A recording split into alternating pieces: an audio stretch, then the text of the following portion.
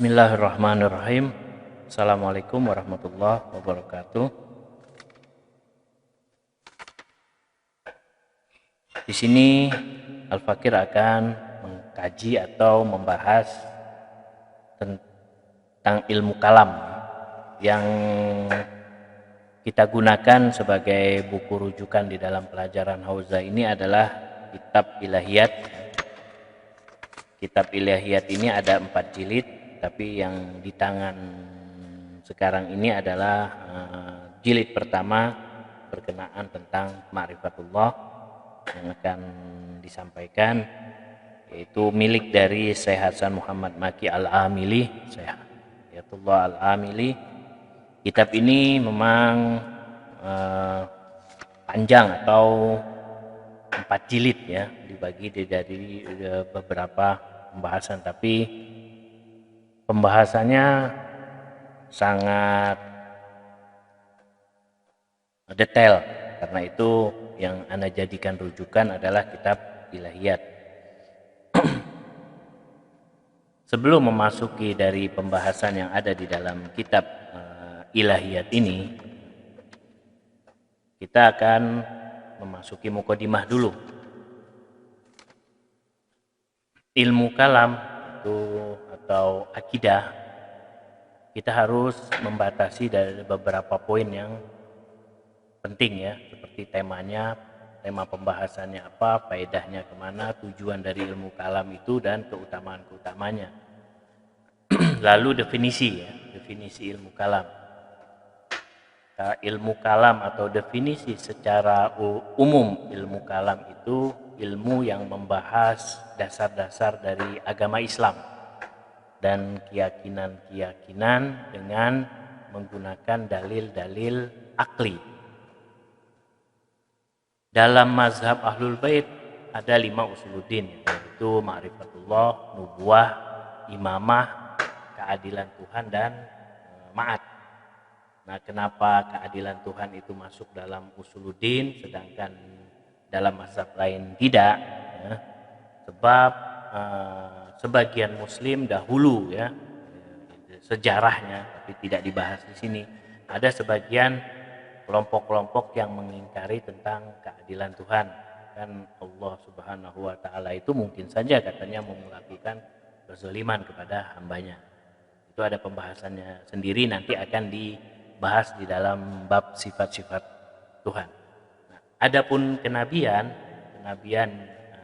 cabang dari makrifat ketuhanan.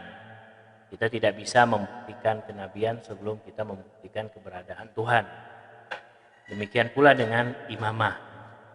Imamah merupakan konsep dari keberlanjutan kenabian atau penyempurna dari kenabian. Demikian pula kita tidak bisa membahas ke imamah sebelum kita membahas ke kenabian. Nah, perlu diketahui juga di sini kita harus membedakan itu antara ilmu fikih dan ilmu kalam atau akidah. Kalau fikih itu juga bagian dari ilmu, hanya saja fikih membahas masalah furu'-furu' atau syariat-syariat, kewajiban-kewajiban terhadap syariat yang harus kita lakukan apa saja. Nah, itu ada di dalam ilmu fikih. Berbeda dengan ilmu kalam atau usuluddin yang mempelajari kaidah atau dasar-dasar keimanan. Sebab itu usuluddin adalah ilmu yang harus atau wajib kita pelajari pertama kali setiap muslim, karena itu merupakan sebagai pondasi keimanan kita. Dasar-dasar ilmu usuluddin yaitu akal atau dalil-dalil akal. Dan kita tidak bisa bersandar kepada dalil nakli atau Al-Quran. Bukan berarti tidak bisa sama sekali. Nah, itu nanti ada pembahasannya. Kenapa? Sebab berdalil dengan Al-Quran, kitab yang diturunkan oleh Allah Subhanahu wa Ta'ala, sedangkan kita belum menetapkan keberadaan Tuhan itu sendiri. Yang lain, kenapa kita tidak menggunakan dalil Al-Quran? yaitu salah satunya juga kalau kita berdalil kepada non muslim tidak mungkin kita menggunakan dalil Al-Quran karena beda keyakinan. Mereka kitabnya Injil atau kitabnya Zabur dan lain sebagainya, sedangkan kita Al-Quran. Nah, adapun keyakinan kita pada malaikat, surga, neraka dan lain-lain itu merupakan cabang atau hasil dari keyakinan kita kepada Tuhan, yaitu Allah Subhanahu wa taala. Lalu tema usuluddin atau pembahasan maudhu dari usuluddin, setiap ilmu itu memiliki maudhu atau tema. Sedangkan maudhu dari atau tema usuluddin itu adalah Al-Khaliq, yaitu Maha Pencipta dan pengaturannya. Nah, dalam tema ilmu kalam ini nanti akan dibahas juga sifat-sifat, yaitu zatnya Allah Subhanahu wa taala. Insya Allah nanti akan dibahas satu persatu. Adapun faedahnya, faedah mempelajari usuluddin sama saja kita itu mengarahkan kita pada keyakinan yang benar pada pencipta alam ini, supaya apa? Supaya kita terhindar dari akidah-akidah menyimpang, akidah-akidah yang penuh khurafat yang mana banyak dilakukan oleh mazhab seperti Wahabi ya, yang banyak menyimpang di dalam akidahnya. Nanti kita akan mengetahui bahwa akidah itu sebagai barometer manusia dan sebagai pembeda, bukan di dunia saja tapi juga di akhirat. Sebagaimana nanti pertama kali yang kelak atau Tuhan akan pertanyakan kepada kita yaitu keyakinan kita. Kalau amalan kita di dunia itu bisa diukur dengan sesuai di dunia, tapi ketika di akhirat nanti amalan itu dinilai atau diukur sesuai dengan keyakinan kita masing-masing. Adapun tujuannya ialah kita mengenal Tuhan. Jadi tujuan mempelajari ilmu kalam atau akidah supaya kita mengenal Tuhan dengan berlandaskan dalil-dalil. Sebab mengenal Tuhan harus dengan menggunakan dalil-dalil. Berbeda kalau hanya kita mengenal Tuhan itu sebatas nama atau sebatas yang kita ketahui melalui orang-orang tua kita sebelumnya. Maka itu ada di dalam kitab Ayatullah Al-Mutahhari, ada yang disebut dengan tauhid praktis, ada yang disebut dengan tauhid teoritis. Yaitu tauhid praktis adalah tauhid yang bersifat simpel saja. Orang puasa, sholat, ibadah yang lain, nah itu sudah menunjukkan bahwa dia itu percaya atau mengakui adanya Tuhan. Sedangkan tauhid teoritis itu tauhid yang bukan hanya dia mengenal sebatas ibadah saja, ritual saja, tapi juga dia mengetahui dalil-dalil atau argumen-argumen untuk membuktikan keberadaan Tuhan atau zat dari Tuhan, yaitu Allah Subhanahu wa taala. Nah, kalau kita lihat di dalam kitab ilahiyat ini, yaitu Ana tidak membaca satu persatu dari teks yang ada di kitab ilahiyat ini, yaitu Ana akan ambil dari inti-inti yang ada di kitab ilahiyat ini. Seperti di sini dikatakan ilmu kalam walidud doruriya az-zamaniyah. Jadi ilmu kalam itu memang harus ada, harus terlahirkan. Karena apa? Karena tuntutan zaman. Jadi di sini qaumal muslimun ba'da rihlatin nabi bi fathil bilad. Jadi kaum muslimin itu mulai bangkit ya. Setelah dari wafatnya Rasulullah SAW, setelah di situ banyak sekali kemajuan dalam peradaban, dalam ilmu-ilmu, dalam adab dan lain sebagainya, maka disitulah kancah-kancah ilmu pengetahuan itu mulai tersebar. Yang terkenal waktu itu seperti misalkan Yunani, Roma, Persia atau Iran dan negeri Syam. Mereka itu berusaha untuk mengangkat peradaban Islam dengan keilmuan. Salah satunya adalah ilmu kalam. Membahas atau mengkaji dari ilmu kalam itu merupakan tuntutan.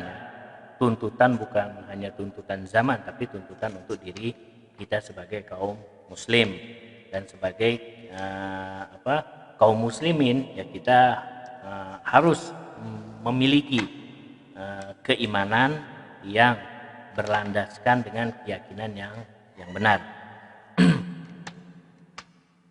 Di sini bismillahirrahmanirrahim, hayatul insan wal qiyam ahlakiyah. Jadi kalau kita melihat dari kitab ini bahwa kita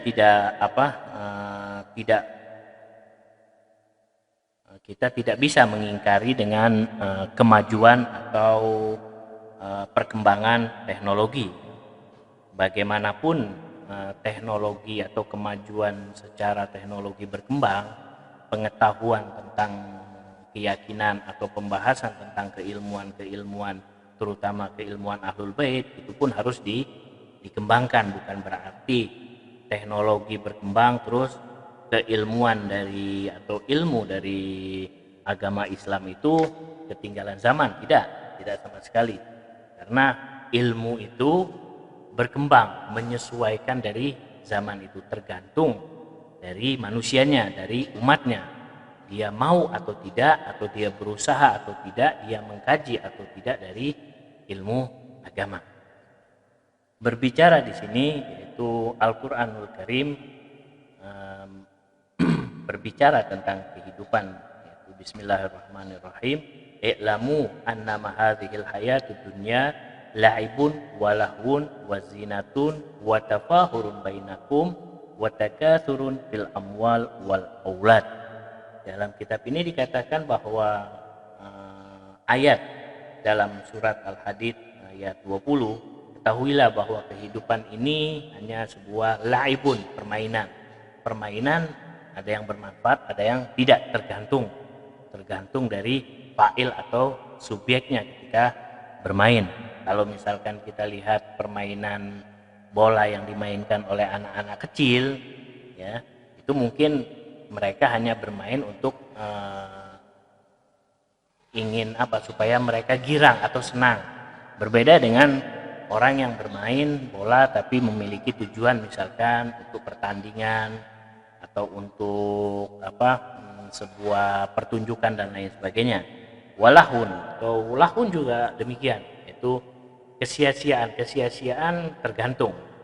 Jadi tergantung dari niat atau tujuan kita melakukan sesuatu. Wazina, hiasan, tajamul, berhias diri, bersolek diri. Nah, itu merupakan bagian dari dunia.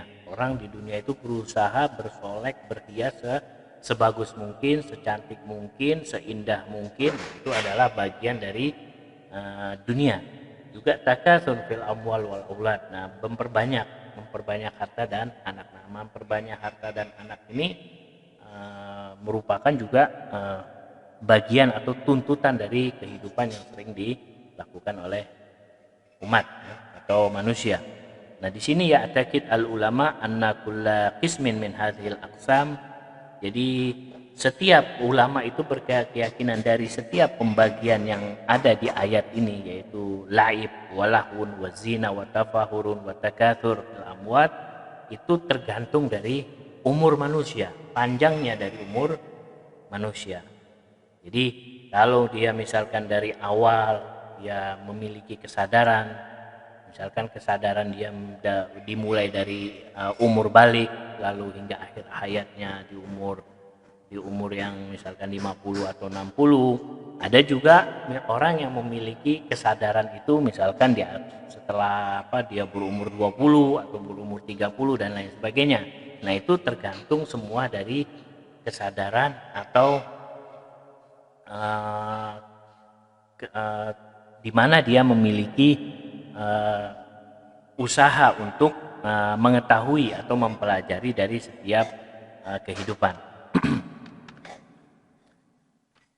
Lalu di kitab ini juga dikatakan bahwa manusia itu ketika hidup ya mereka ada yang tenggelam dalam 4 macam itu, laibun, permainan, kesia-siaan, tajamul, bersolek diri, berbangga-bangga dan memperbanyak. Ada juga yang tenggelam, ada juga yang tidak tenggelam, Mas.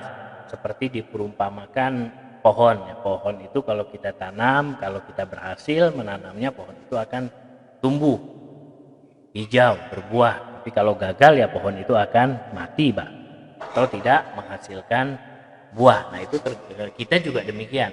Kalau kita mengarungi kehidupan ini dibekali atau bisa dibekali dengan ilmu atau dibekali dengan keyakinan yang kuat, maka kita diperumpamakan seperti pohon yang ditanam dari awal, tumbuh hijau lalu berbuah. Tapi kalau kita tidak dibekali dengan pengetahuan, dengan keimanan atau dengan akidah, maka diibaratkan itu seperti pohonan yang nanti dia akan kering dan mati begitu saja, tidak menghasilkan apa-apa. Nah, itu kembali kepada diri masing-masing. Mahwaddin. Sekarang masuk kepada pembahasan yaitu mahwaddin. Apa itu agama? Wa mawaqi'uhu. Apa itu realita dari agama? Wa ma huwa dauruhu fi hayatil insan. Dan juga apa peranan dari agama itu di dalam kehidupan manusia. Nah, kalau kita lihat di sini dalam kitab Mahwaddin wa Mahiyya Juzuruhu fil Fitratil Insaniyah. Jadi apa sih agama dan juga apa akar-akar dari agama itu yang ada di dalam fitrah manusia. Nah, kalau kita berbicara agama, pertama mungkin kita bisa ibaratkan agama itu seperti pesawat. Pesawat. Jadi pesawat itu kita anggap sebuah agama. Kita masuk di dalamnya. Nah, pesawat itu akan bisa berjalan terarah kalau ada pilot yang mengarahkan atau membawa kita ke tujuan. Kalau tidak ada pilot, bagaimana pesawat itu akan terbang, pesawat itu akan membawa kita kepada tujuan. Nah, itu nanti akan dibahas. Jadi agama itu diperumpamakan seperti itu. Ya, dan agama juga tidak berusaha untuk tidak berusaha untuk menjadikan orang ketinggalan zaman. Kadang ada orang yang mengatakan, wah dia ketinggalan zaman karena belajarnya agama, belajarnya kajian-kajiannya bersifat agamis terus. Sebenarnya tidak ya, tidak demikian. Agama itu bahkan berusaha untuk mengangkat manusia itu atau menghilangkan manusia itu dari keterbelakangan, ingin membersihkan manusia itu dari kebodohan, kejahiliaan. Dan agama bahkan ingin berusaha membuat sebuah revolusi pemikiran pada setiap manusia, sehingga manusia itu nanti akan mengarah kepada kesempurnaan, derajatnya akan menjadi tinggi dan bahkan akan dihormati oleh orang ya. Di sini ada 4 ada 4 poin yang amat penting dari agama itu, yaitu peran atau tugas dari agama itu. Yang pertama, takwimul afkar wal aqaid wa tahdzibiha anil awham wal khurafat. Jadi agama itu berusaha ingin takwim, yaitu memperkuat pemikiran-pemikiran, akidah-akidah manusia, itu akidah kita, dan mendidiknya, mengarahkannya dan membersihkan akidah kita itu dari hal-hal yang bersifat khurafat, hal-hal yang bersifat hanya sangkaan-sangkaan saja, praduga-praduga saja. Masalah akidah enggak bisa ini kita sangka seperti ini masalah keyakinan. Yang kedua adalah agama itu ingin berusaha menumbuhkan pondasi-pondasi akhlak, pondasi-pondasi perilaku manusia dalam menjalankan konsep-konsep kehidupan. Karena orang hidup tanpa ada pondasi-pondasi akhlak, pondasi-pondasi nilai-nilai kemanusiaan itu akan tidak bisa berjalan, akan menjadi sebuah anarkis yang menyebabkan nilai kemanusiaan itu akan hilang. Dan juga agama di sini ingin membawa kita kepada tahsinul alaqat ijtimaiyah, memperbaiki hubungan sosial. Jadi bagaimana agama itu mengajak kita supaya kita bisa menjalin hubungan sosial, yaitu kita sama teman kita, kita sama guru kita dan lain sebagainya. Nah, itu adalah tugas dari agama. Yang terakhir, yang keempat adalah tugas dari agama itu ilqa al-fawarik al-unsuriyah wal qaumiyah. Ingin membuang sifat keakuan, ras. Nah, itu akan dibuang. Jadi tidak ada orang mengatakan aku adalah suku ini, aku adalah bangsa ini, aku adalah begini-begini. Nah, itu tidak ada. Agama berusaha meletakkan manusia itu sesuai pada tempatnya. Meskipun dia orang miskin, tapi dia mempunyai kecerdasan yang tinggi. Dia orang misalkan beruang atau kaya, tapi tidak mempunyai kecerdasan, tidak mempunyai nilai kemanusiaan, itu tidak bisa kita menjadikan tolak ukur. Ya, tolak ukur dengan keakuan, dengan harta, dengan kedudukan, tidak. Tapi agama akan melihat sesuai nanti dengan keilmuan kita, dengan sikap kita, dengan perilaku kita, dengan hubungan kita kepada sosial atau bermasyarakat. Nah, jadi di sini innad-din yufassir waqi'al qaun wa jami'il anzimah al-madiyah. Jadi agama ingin berusaha menafsirkan realita alam yang sesungguhnya dengan tatanan yang ada. Jadi bahwa agama itu bukan ingin menjadikan manusia itu ketinggalan zaman, tidak. Bahkan agama itu akan menjadikan manusia itu lebih bebas berpikir, membuat revolusi pemikiran, dan menjadikan manusia itu dengan beragama sampai kepada tujuan yang diinginkan. Nah, ini adalah merupakan bagian dari pemahaman tentang agama ya. Nanti insya Allah di pertemuan berikutnya juga ada bahwa orang-orang atau pandangan-pandangan mereka yang beraliran materialis, yang mana mereka tidak meyakini awal akhir, atau mereka tidak meyakini bahwa keberadaan ini ada awal dan ada akhirnya. Jadi mereka mungkin meyakini bahwa segala sesuatu ini sumbernya adalah materi. Nah, itu nanti akan dilanjuti pada pelajaran berikutnya. Ini saja untuk pertemuan perdana atau pertama kali. Mudah-mudahan bermanfaat. Wassalamualaikum warahmatullahi wabarakatuh.